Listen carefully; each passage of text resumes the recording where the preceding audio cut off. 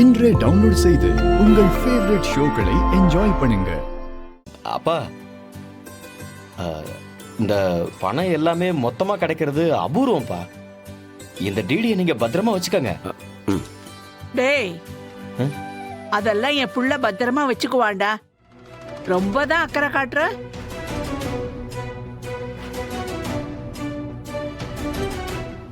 அப்பத்தா, நீ கொஞ்சம் சும்மா இருக்கியா? உனக்கு எதுவும் தெரியாது. அப்பாவுக்கு வயசாயிடுச்சு.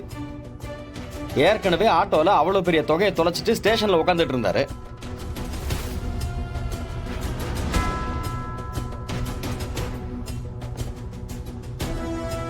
அது எவ்வளவு பெரிய பிரச்சனையாச்சு. இங்க பாருங்க, அதே மாதிரி இந்த டிடியும் தொலைச்சிட்டாருன்னு வச்சுக்காங்க, என்ன பண்றது? அதுக்காக தான் நான் சொல்லிட்டு இருக்கேன்.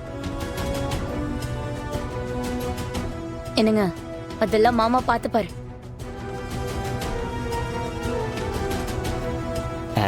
அப்பா, இந்த வந்திருக்கிற பணம் எல்லாம் எங்களுக்கு தானப்பா?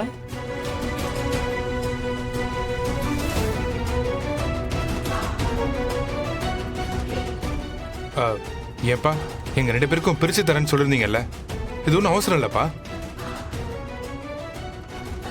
நீங்க சாயந்தரத்துக்கு மேலேயோ இல்ல நாளை காலையில கூட கொடுங்க. சும்மாரு.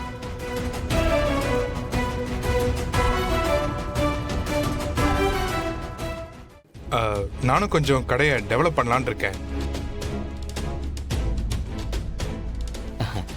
ஆமாப்பா, எனக்கும் நிறைய கடன் இருக்கு. எல்லாரும் அதை கேட்டுக்கிட்டே இருக்காங்க. எல்லாம் நம்ம குடும்பத்துக்கும் தங்கச்சி கல்யாணத்துக்காகவும் வாங்கினதானப்பா. என்ன தங்கச்சி கல்யாணத்துக்கு நீ கடன் வாங்கினியா? ஆமாமா. எது நீ கொடுத்தியா அந்த 50,000 ரூபாய்? அதுவா? அதுவும் இருக்குமா. அது போக குடும்ப செலவுக்கெல்லாம் வாங்கினல. ஓஹோ, அத சொல்ல தம்பி. இந்த பணம்லாம் குடும்பத்துக்காக தான்ப்பா. இதை நான் பேங்க்ல போட்டுட்டு உங்களுக்கு என்ன தரேன்னு சொன்னோன்னா அதை பிரிச்சு கொடுத்துட்றேன்ப்பா. அதெல்லாம் ஒண்ணு வேண்டாங்க.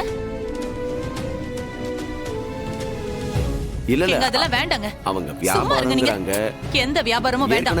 இந்த பணம்லாம் அதுக்காக இல்லங்க. நீங்க தேவையில்லாம வாக்கு கொடுக்காதீங்க. அம்மா, என்னம்மா?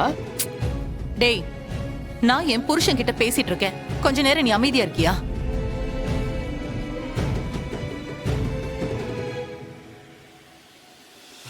என்னங்க, நாம ரொம்ப நாளா வீடு கட்டணும்னு ஆசைப்பட்டோம்லங்க.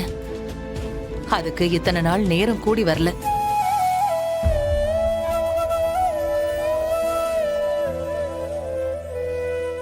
முயற்சி பண்ணாலும் அந்த நேரத்துல நம்ம கிட்ட பணம் இல்ல. இந்த பணத்தை வச்சு ஒரு சின்ன ஓட்டு வீடு பரவாயில்லங்க, அதுவே எனக்கு போதும். சரியா? இத பார் சிவராமா, நீ வீடு கட்டுற வேலையே ஆரம்பி. இல்ல லட்சுமி, எந்த காரணமும் சொல்லாதீங்க. டேய், என்ன அங்க முடங்கிட்டு இருக்க? நான் தான் சொல்றேன்ல, வீடு கட்டுங்க, கட்டு. சரிம்மா.